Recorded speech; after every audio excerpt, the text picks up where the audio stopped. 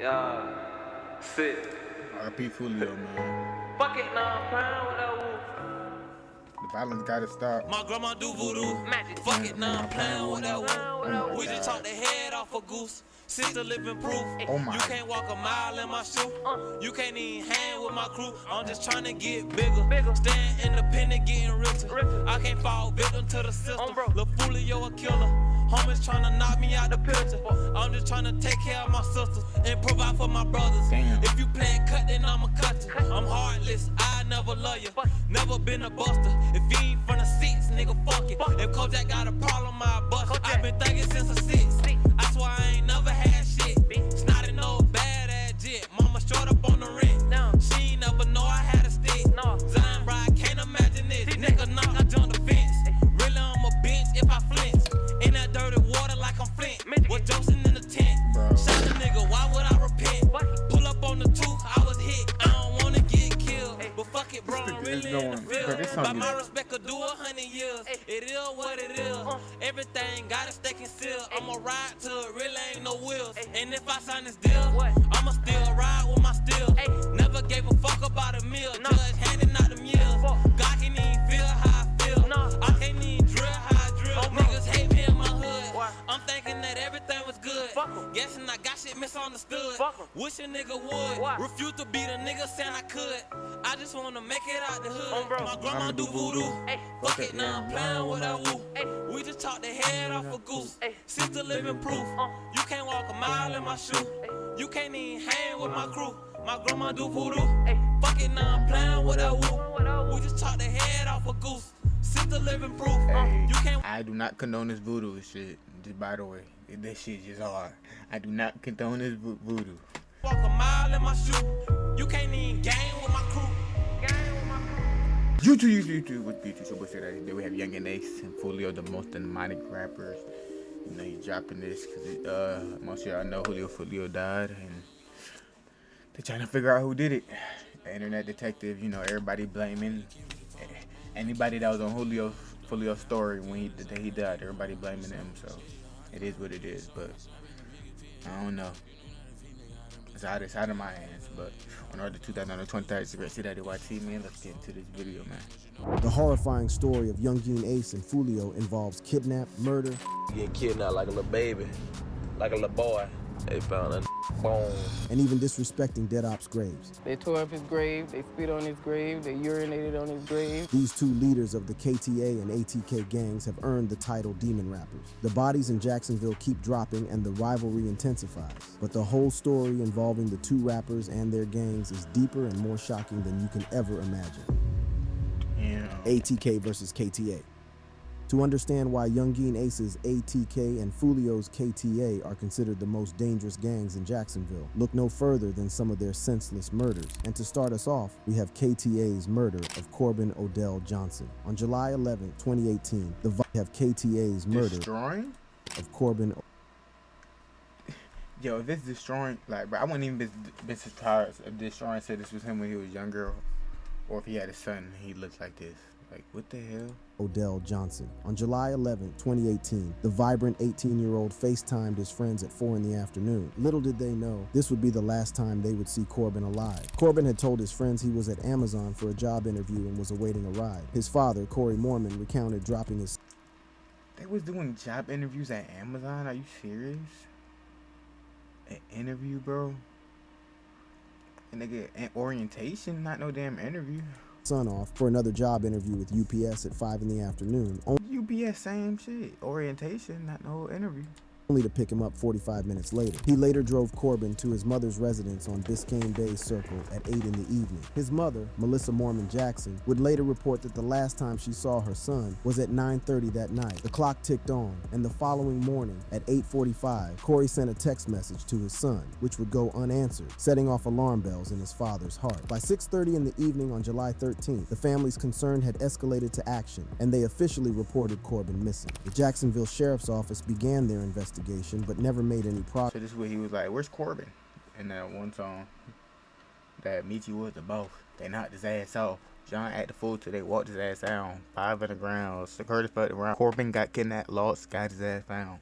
progress. Days turned into weeks, weeks That's into gotta be the months, song. and months into a year of agonizing uncertainty. As the first anniversary of Corbin's disappearance approached, the family planned a memorial at Riverside's Memorial Park, but fate had written a different ending to Corbin's story. On the evening of July 11th, 2019, a man clearing land off Utsi Road made a shocking discovery. Corbin's skeleton was found, wrapped and buried, bringing a tragic end to the search. KTA's head honcho, Foolio, was all up on Instagram making fun of Corbin after the discovery was made.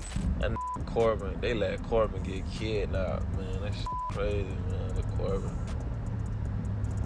Got this stupid kidnapped. They found a bones. He get kidnapped like a little baby, like a little boy. If you're wondering why he would go online and make fun of such a sad incident, you only have to look a few months back when one of their own was brutally murdered. Yeah, I ain't gonna lie. Julio for little beatbox song, that shit was hard as fuck, bro.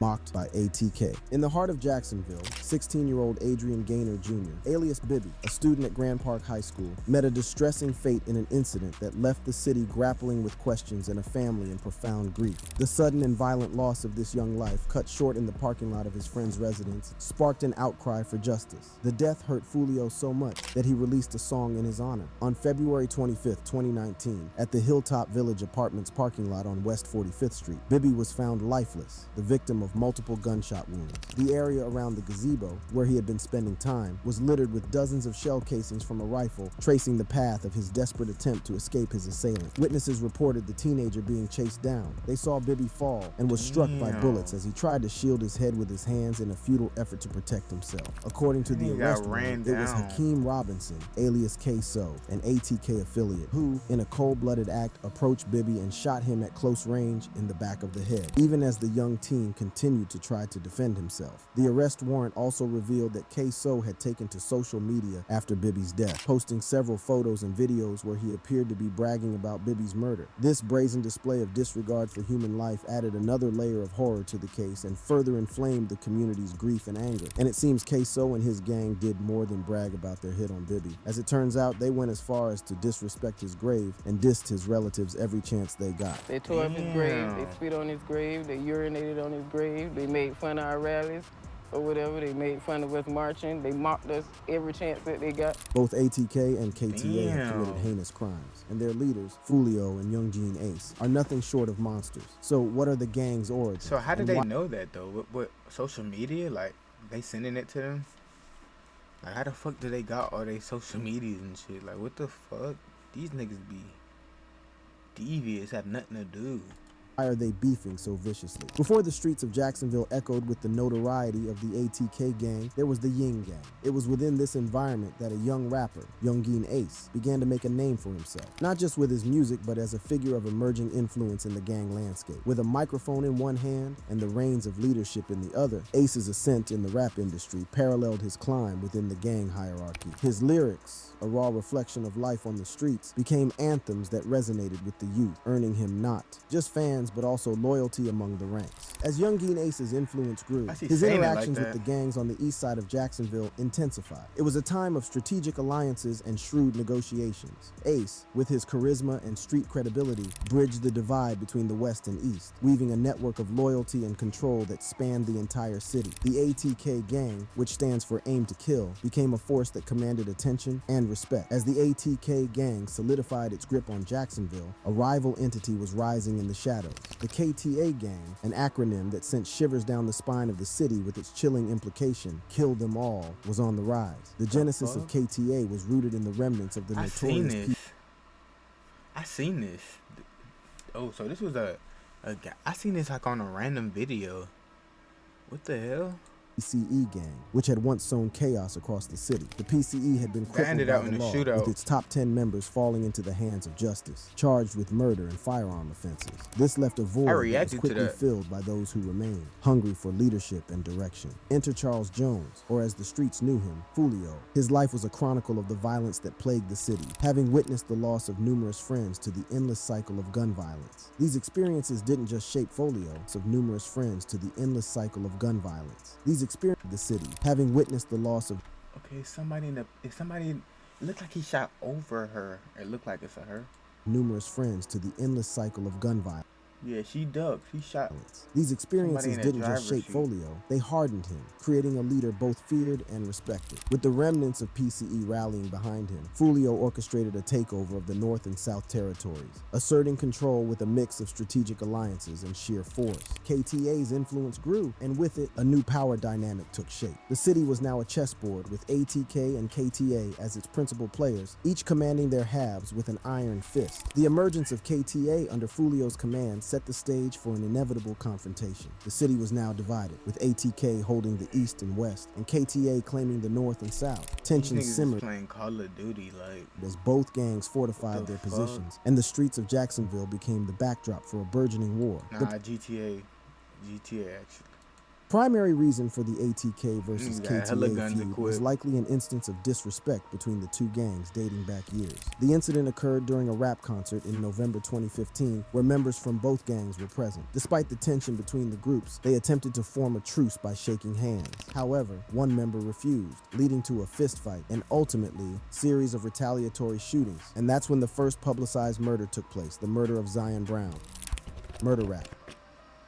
Zion Brown was active in the streets and was rapper Foolio's blood cousin. Their ops decided to take things too far and attack Brown's home. It was around 1:30 in the morning when the family's backsliding door was broken by a brick. Inside the house, Brown's 16-year-old sister was jolted awake by the noise. She did what any frightened person would do in such dire circumstances. She called 911, desperate for help. But This is the before the real footage? reassuring presence of law No enforcement way. could arrive, the situation escalated. A figure emerged from the darkness, stepping through the remnants of the glass door. The gunman, with calculated coldness, made his way into the kitchen and then into the living room. The space, which had been filled with the soft breathing of sleeping children, was now a stage for a horrific act. The teenage girl, along with her 9-year-old cousin and her brother Zion Brown, gathered in the living room, their hearts pounding with fear. The gunman looked upon the innocent faces of the children and felt no remorse. His finger tightened around the trigger, and a series of shots rang out, each one a piercing echo of terror. The 16-year-old girl tried to take cover behind a couch, but the bullets found her, striking both of her legs. Her young cousin was hit in the neck and right arm, the pain unimaginable for someone so young. And Zion Brown was fatally wounded. As the gunman's weapon clicked empty, he turned and walked out the same way he came in, leaving behind a scene of devastation. As the community of Jacksonville's Cedar Hills For no estates awoke reason? to the aftermath of the tragedy, the Jacksonville Sheriff's Office was already deep into the investigation of the triple shooting that had claimed the life of Zion Brown and injured 2 young girls. The detectives were determined to piece together the events that led to the senseless violence and to bring the perpetrator to justice. The investigation took a significant turn when the What though? wounded 16-year-old girl, still grappling with the trauma and the bullets lodged in her body, provided a crucial piece of information. She knew the shooter, not just a face in the crowd, but someone she recognized as a Facebook friend and the boyfriend of one of her friends. This revelation steered the detectives in a new direction, and the name DeAndre Thomas surfaced as the prime suspect, a man with close ties to Foolio's main op, Yungeen Ace. DeAndre Thomas, a 19-year-old student from Orange Park High School, was no stranger to the law. His past was filled with a series of arrests in Clay County, including drug possession and a string of burglaries, one of which involved the theft of a firearm. In fact, DeAndre and Yungeen Ace were get him both off the implicated in streets. that robbery 7 months before Brown's murder, where the two conspired to rob someone who was reportedly selling weed. Shots were fired into that home, nearly missing a couple and a 1-year-old child. After his arrest, Ace pleaded no contest. This connection between Zion Brown's killer and Yungeen Ace intensified the rivalry and took it to new heights. The police, armed with this information, off the launched a streets. manhunt for Thomas. Then, the next evening around 8:30 near Butler Boulevard and Belfort Road, the search came to an end. DeAndre Thomas was arrested. He was charged with 1 count of murder for the death of Zion Brown and 2 counts of attempted murder for the injuries inflicted upon the 2 girls. However, the story didn't end with Foolio's affiliate's It was more. death, as It was Zion more people than that though. and Brown's family were forced to move out of the house for fear of retaliation after Brown's sister snitched. All this happened in 2017, and over the next few months, Foolio and KTA were silently planning their biggest score, and this time, they wanted the top dog, Yungeen Ace. In June 2018, Foolio and his gang struck. Just 3 days before the deadly shooting, Ace took to social media to post this photo with an ominous Of caption. course his sister gonna snitch though. What the fuck? You killed his brother. The fuck? You killed her brother, I mean. 3 days before the deadly shooting, Ace took to social media to post this photo with an ominous caption. Little did he know that only a few days later, he would be fighting for his life while his closest friends and brother would lose theirs. On a warm summer evening, the city of Jacksonville was bustling with the usual Floridian nightlife. Among the revelers was Yungeen Ace, who was out to celebrate a special occasion. June 5th marked the birthday of his younger brother, Trayvon Bullard, and the night was meant to be a joyous gathering. Alongside them were close friends Royale Devon Smith Jr. and Jacoby Deshad Groover, both of whom shared their enthusiasm for the night ahead. The group chose a local favorite spot for the birthday dinner, a place where laughter and music filled the air, and the worries of the outside world seemed to melt away. As the evening progressed, the tight-knit group enjoyed the camaraderie and the celebration of life. Little did they know that the night would take an unimaginable turn. After the dinner, the four young men left the venue, their spirits high and their hearts full of the evening's festivities. They settled into their Chevrolet, ready to continue their night elsewhere. But as they pulled away, the unexpected horror unfolded in mere moments. A car, nondescript and seemingly out of nowhere, approached their vehicle. Without warning or provocation, the night air was pierced by the sound of gunfire. The Chevrolet, once a vessel of celebration, became a target as it was showered with bullets in a relentless attack. Yungeen Ace, amidst the chaos, made a split-second decision fueled by instinct and brotherly love. He leaned over in a desperate attempt to shield his friend in the driver's seat, risking his own life in the process. Tragically, his efforts were in vain, and the driver, along with two other passengers, succumbed to their injuries. The hospital became Ace's new battleground, where he fought not just for recovery, but for dignity. In a shocking turn of events, he was expelled from the medical facility, his lack of insurance deemed more significant than his critical injuries. Meanwhile, Ace's legal troubles compounded when it was discovered that earlier on the day of the shooting, the group had They kicked this nigga out the hospital? visited a gun shop on University Boulevard. That shit's, bro. That shit's sad, bro. That shit. Video evidence Money's everything. from the store led to Ace being charged with a probation violation for firearm involvement. Facing the aftermath of the shooting and the legal repercussions of his actions, Ace surrendered to authority. He was charged with violating his probation from a 2017 accessory conviction related to an attempted robbery. His probation terms explicitly prohibited him from firearm possession, and the video of Bullard handling a gun was sufficient for the judge to deny bail. Adding to his torment, Ace was also denied the opportunity to attend his brother's funeral, a heart-wrenching denial of closure. But Foolio and KTA were not yet done. They went after one of ATK's rising rappers, Boss Goon, in yet another mass shooting. In the early hours of a January morning in 2019, the streets of Jacksonville, Florida became the stage for a brutal and shocking act of violence that would send ripples through the community and the rap world. Willie Addison Jr., better known by his stage name Boss Goon, along with 5 others, fell victim to a merciless drive-by shooting that left the city in disbelief. On a fateful night in Jacksonville, the air was thick with anticipation as local rap enthusiasts gathered at Paradise Gentlemen's Club on Bay Meadows Road. Among the crowd was 25-year-old Boss Goon, fresh out of prison and eager to make his mark on the scene. He had completed a 6-year stint for burglary and perjury convictions only 6 months prior.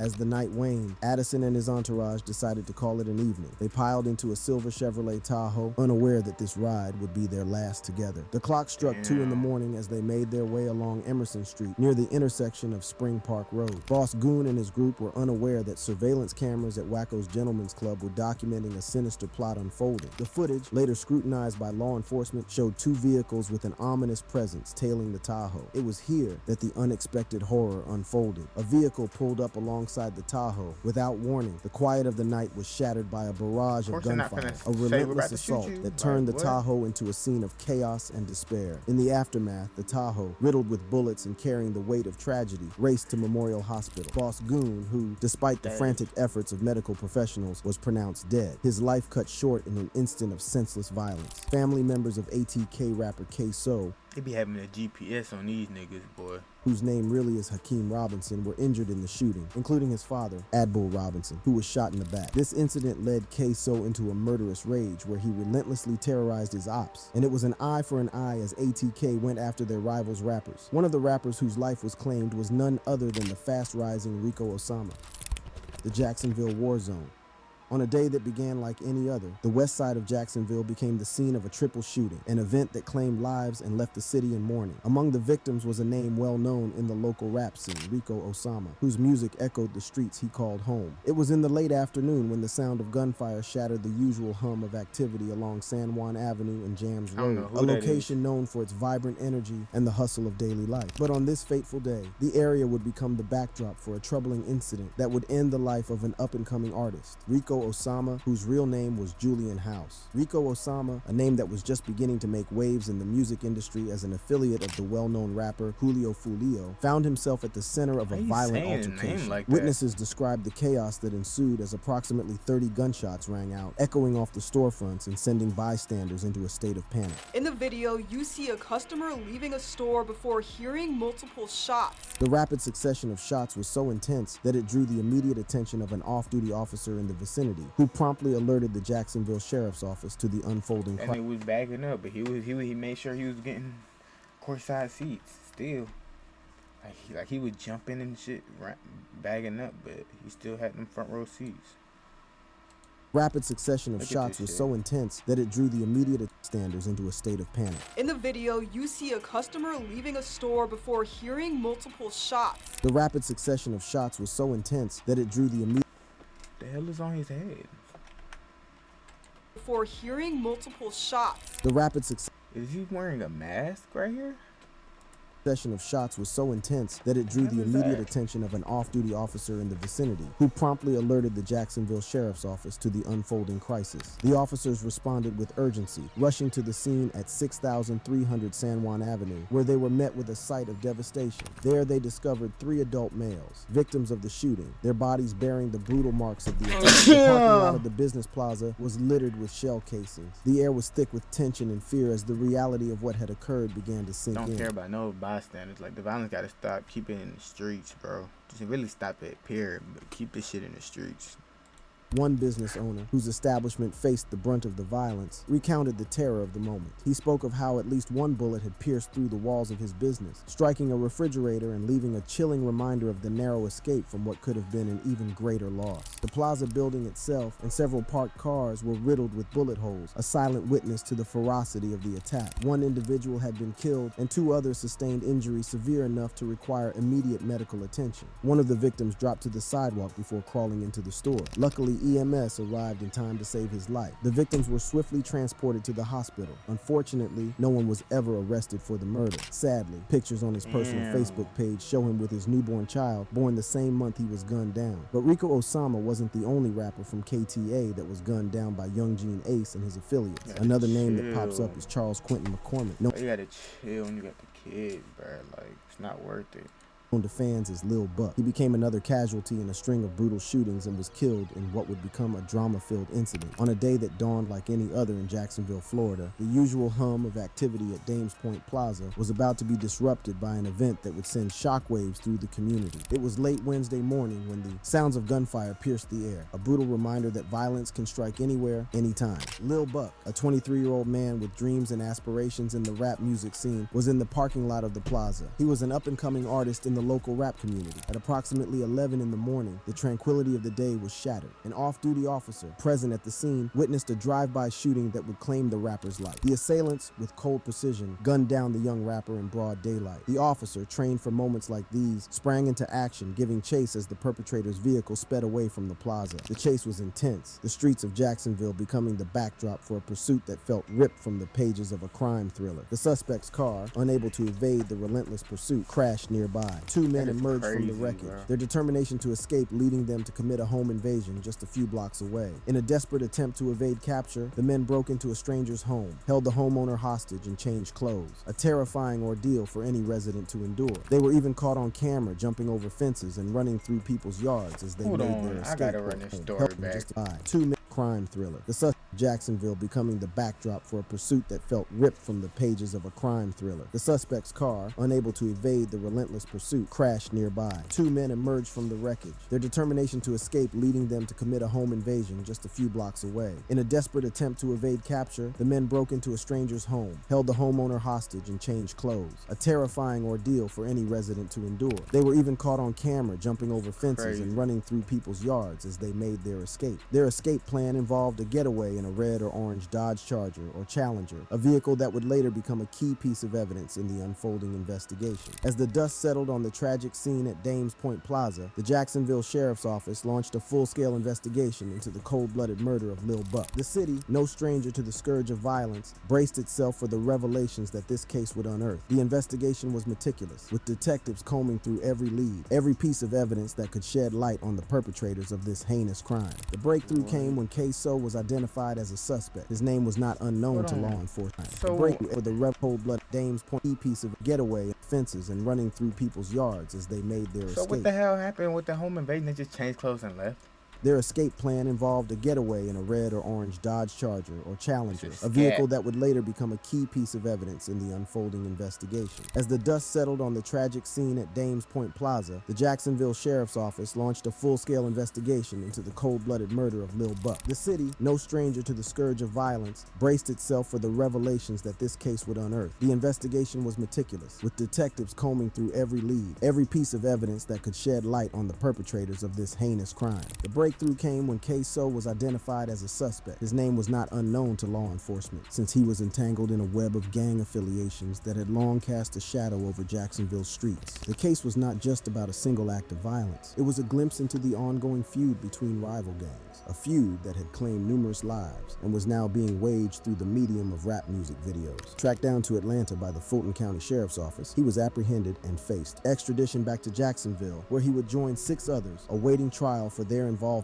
in the attack. The arrest was not just the closing of a case, but also a statement against the gang violence that had taken root in the community. Many more have fallen as a result of the ongoing beef, and the gang leaders, Foolio and Yungeen Ace, seem unbothered as they continue to release music and profit from the clout. Will the war end anytime soon? Only time will tell. If you enjoyed this video, click on the box. It needs an end, bro. Just like both sides lost people, bro. Like it's not worth it. It's gonna keep losing people. On the way to 2020, Instagram CDottyYT, man. I'm out this bitch.